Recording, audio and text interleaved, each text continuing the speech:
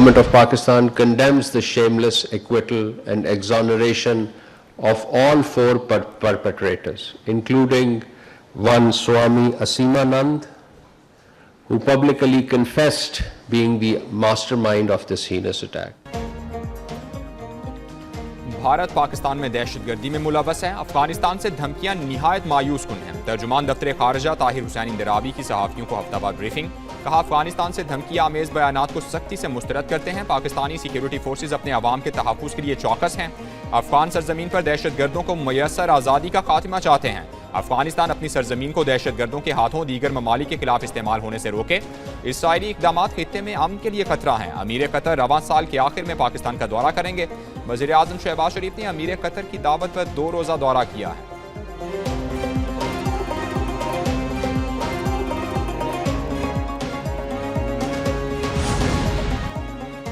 वज़ीर आज़म शहबाज शरीफ की lieutenant colonel शहजादा गुलफराज शहीद के घर आमद। वज़ीर आज़म की शहीद की वालिदा, अहलिया और बच्चों समेत लवाहिकीन से मुलाकात। शहीद की बुलंदी दर्जात के लिए दुआ। वज़ीर आज़म का मानसहरा में लेफ्टिनेंट कर्नल शहजादा गुलफराज शहीद के नाम से दानिश स्कूल के क़याम का भी ऐलान। शहबाज शरीफ ने कहा कि लेफ्टिनेंट कर्नल शहजादा गुलफराज शहीद ने हिम्मत और बहादुरी की आला मिसाल कायम की। पाकिस्तानी कौम अपने शोहदा और उनके अहले खाना की कुर्बानियों को कभी फरामोश नहीं कर सकती। वज़ीर आज़म की शहीद की कब्र पर भी हाज़री, फातिहा खानी की।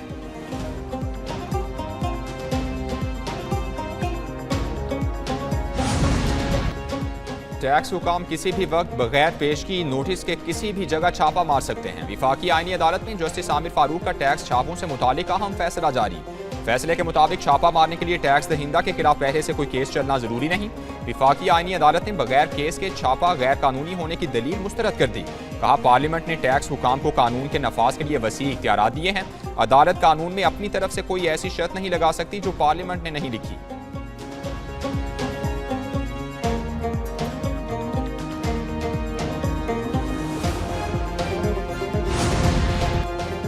वज़ीर आज़म शहबाज शरीफ की ज़ेर सदारत रमज़ान रिलीफ पैकेज के मुतालिक इजलास। Prime minister Ramzan relief package के लिए 38 अरब रुपए मुख्तस किए गए।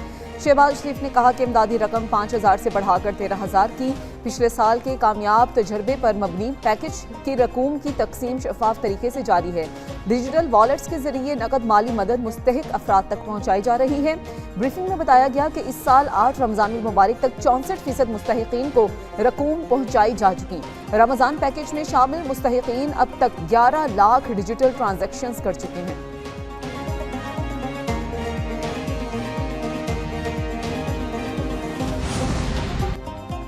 महंगाई पर काबू पा लिया, अब कोई भूखा नहीं सोएगा। वज़ीर आला पंजाब मरियम नवाज शरीफ का लाहौर में ई टैक्सी स्कीम की इफ्तिताही तकरीब से खिताब। बोली, पंजाब में खवातीन को खौफजदा होने की ज़रूरत नहीं।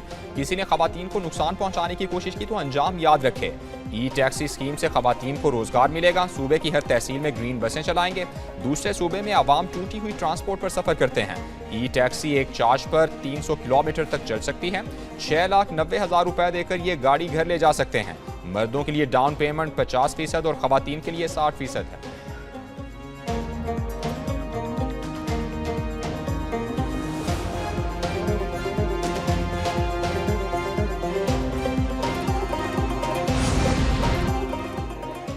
वज़ीर आला सिंध मुराद अली शाह का कराची के मुख्तलिफ इलाकों का दौरा। शाही खुरनोश, फल और सब्जी की कीमतों का जायजा। वज़ीर आला मुराद अली शाह ने दुकानों और स्टॉल्स पर नरखनामे भी चेक किए। जलेबी की कीमत 1200 रुपये किलो होने पर वज़ीर आला भी हैरान। मुराद अली शाह ने जलेबी 1200 और दही बड़े 600 रुपये फ़ी किलो खरीदे। वज़ीर आला सिंध का कहना था कि माह रमज़ान में आवाम से ज़ायद कीमतें वसूल करना नाकाबिले बर्दाश्त है।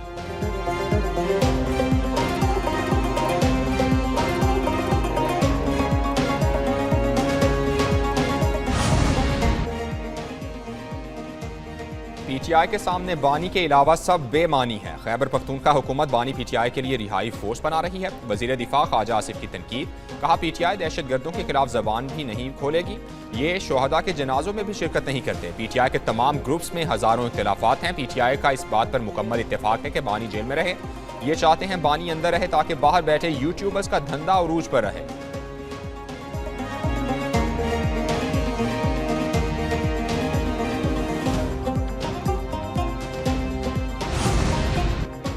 बानी पीटीआई की फैमिली को अंधेरे में नहीं रखा, उनको तमाम सूरत हाल से लम्हा बलम्हा आगाह रखा गया। बैरिस्टर गौहर की पार्लियामेंट में सहाफ़ियों से गुफ्तगू, कहा कि महमूद खान अचकज़ई का पीए मिनट पर मिनट खबरदार करता रहा। अगर फैमिली को खबरदार ना करते तो यहाँ बैठने का फ़ायदा क्या था। दिल से बानी पीटीआई के लिए काम करते रहेंगे। अलीमा खान ये भी जानना चाह रही हैं कि कॉन्फ्रेंस कॉल में उन लोगों के अलावा दूसरा कौन था। वो बताना चाहते हैं कि उनके साथ दीगर लोगों के अलावा दूसरा शख्स सुहेल आफरीदी था।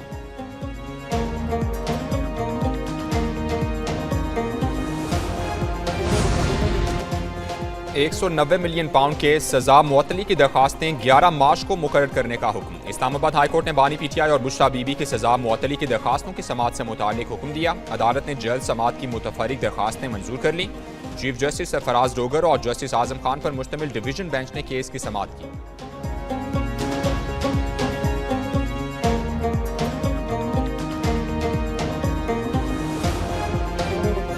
चीफ मिनिस्टर के खिलाफ जो ये गंदी और घटिया कैंपेन एक जहाज की आड़ में करी है, मेरे इसको बहाना बनाकर जिस तरह की कैंपेन की है, तो ये बात तो साबित करती है कि इनकी घर की तरबियत भी गलत है, इनकी सियासी तरबियत भी गलत है। वज़ीर आला पंजाब मरियम नवाज शरीफ के खिलाफ घटिया सोशल मीडिया मुहिम चलाई जा रही है। नाम निहाद यूट्यूबर्स और भगोड़े अनासिर मुहिम के पीछे हैं। वज़ीर इत्तलात अज़मा बुखारी कहती हैं कि जब उनके खिलाफ कोई एक्शन हो तो उसको सियासी इंतकाम कहा जाता है।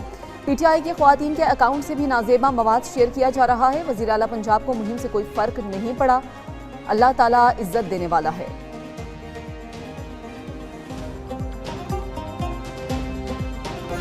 आज पाकिस्तान की रिकग्निशन पूरी दुनिया में वो किसी से ढकी छुपी नहीं है। मुस्लिम उम्मा में पाकिस्तान का जो किरदार है वो सबके सामने है, बड़ा एक लीडिंग किरदार है और अल्लाह के फजल से आज पूरी दुनिया पाकिस्तान की तरफ देख रही है। पाकिस्तान आलम इस्लाम में कायदाना किरदार अदा कर रहा है। सिफारती महाज पर नुमाया कामयाबियां, दुनिया की नजरें पाकिस्तान पर मरकूज हैं। वज़ीर पार्लिमानी उमूर तारिक फजल चौधरी का गवर्नेंस फोरम से खिताब, कहते हैं वज़ीर आज़म पाकिस्तान का अमरीकी सदर ने किस तरह वालिहाना इस्तकबाल किया। तारिक फजल ने ट्वीट में मजीद कहा, अफगानिस्तान की सरजमीन से पाकिस्तान के खिलाफ दहशतगर्दी ढकी छुपी बात नहीं रही। रियासत पाकिस्तान को मुनज़्ज़म साजिश के तहत निशाना बनाया जा रहा है। पाकिस्तान के अमन, खुद मुख्तारी और सालमियत पर समझौता नहीं होगा। अक़वाम मुत्तहिदा और कौम मुत्तहिद है और अफवाज मुस्तैद हैं। हर कुर्बानी का हिसाब लिया जाएगा। सिक्योरिटी फोर्सेस दहशतगर्दी के नासूर को जड़ से उखाड़ फेंकने के लिए पुरज़्म हैं।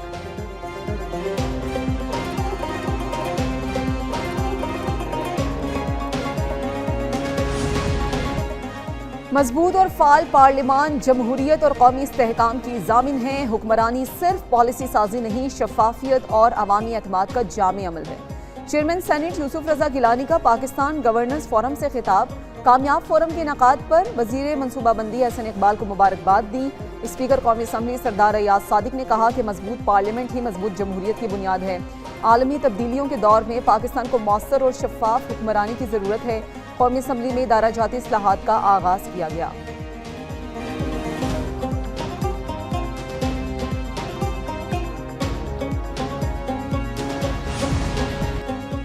IMF वफ़द की स्टेट बैंक के गवर्नर समेत आला हुकाम से मुलाकात। स्टेट बैंक हुकाम ने बताया कि मुत्तहिदा अरब इमारात ने 2 माह के लिए कर्ज रोल ओवर किया है। IMF का UAE से $2 अरब कम से कम 1 साल के लिए रोल ओवर कराने का मुतालबा। स्टेट बैंक हुकाम की इक़्तिसादी जायजे के दौरान ही रोल ओवर पर अहम पेशरफ्त की यकीन दहानी। कहा कि IMF से तयशुदा एक्सटर्नल फाइनेंसिंग प्लान पर अमल दरामद जारी है। IMF वफ़द से ज़र मुबादला के ज़खायर, monetary policy, exchange rate, anti terror financing पर मुज़ाकरात हुए।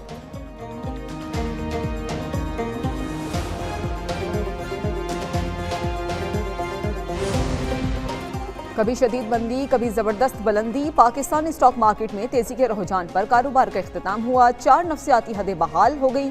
कारोबारी हफ्ते के चौथे दिन इंडेक्स में 4266 पॉइंट्स का इजाफा 1,68,893 पर बंद हुआ। फी तोला सोना 700 रुपये सस्ता, कीमत 5,40,562 रुपये फी तोला हो गई। आलमी मार्केट में सोना $7 की कमी के बाद $5,178 फी औंस की सतह पर आ गया। करेंसी मार्केट में अमरीकी डॉलर की कदर में कमी, इंटरबैंक में डॉलर 1 पैसा सस्ता होकर $279.50 पर बंद हुआ।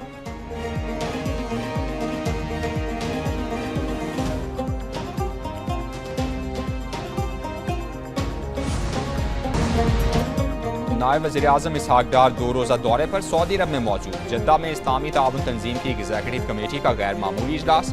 तर्जुमान दफ्तर खारजा के मुताबिक नायब वज़ीर-ए-आज़म OIC के इजलास में शिरकत करेंगे। इजलास में इसराइल के गैर कानूनी इक़दाम पर गौर किया जाएगा। पाकिस्तान इसराइली इक़दाम के खिलाफ अपना मौक़िफ़ पेश करेगा। नायब वज़ीर-ए-आज़म इसहाक डार की वज़राए खारजा से 2 तरफ़ा मुलाकातें भी मुतवक्किल।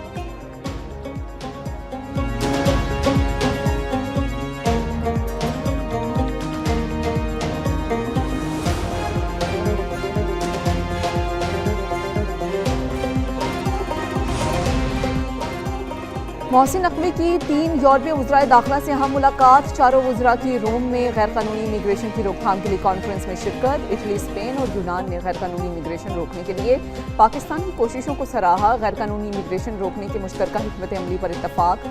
चारों वज़रा का आइंदा इजलास रवा बरसी पाकिस्तान में करने का फैसला। मोहसिन नकवी ने कहा कि गैर कानूनी इमिग्रेशन में मुलव्विस माफिया को कानून की गिरफ्त में लाया गया है।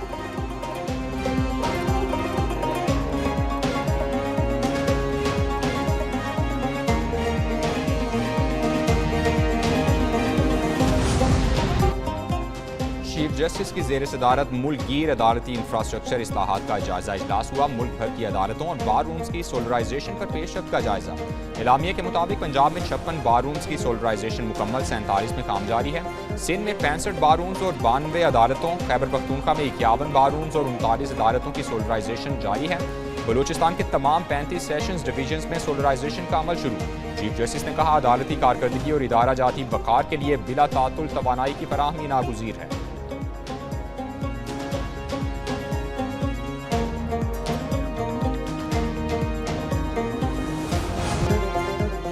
क्रिकेट के मुख्तसर फॉर्मेट के बड़े मुकाबले एक न्यूज़ पर जानदार तबसरे और तजज़िये। T20 वर्ल्ड कप के मौके पर एक न्यूज़ की खसूसी ट्रांसमिशन जारी। साबिक टेस्ट क्रिकेटर आमिर नज़ीर की मेगा इवेंट में शरीक टीम्स की कारकर्दगी के मुतालिक सिर हासिल बातचीत। खिलाड़ियों की खूबी और खामियों पर खुलकर बहस की।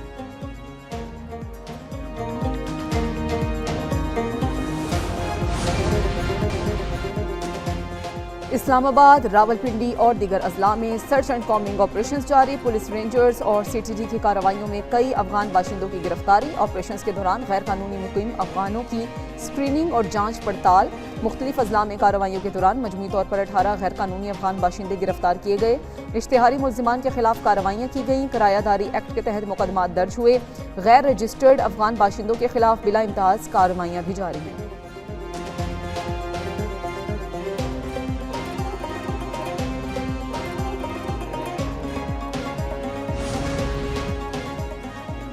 कायद-ए-आज़म यूनिवर्सिटी इस्लामाबाद में नौजवान और पाकिस्तान के मुस्तकबिल के मौजू पर सेमिनार। माहिरीन तालीम, असातिज़ा और तलबा की बड़ी तादाद ने शिरकत की। वज़ीर मुमलिकत तालीम वजीहा कमर ने कहा कि नौजवान पाकिस्तान की नज़रियाती सरहदों के मुहाफ़िज़ हैं। मार्के हक में उन्होंने आलमी सतह पर पाकिस्तान का बयानिया बनाकर दिखाया।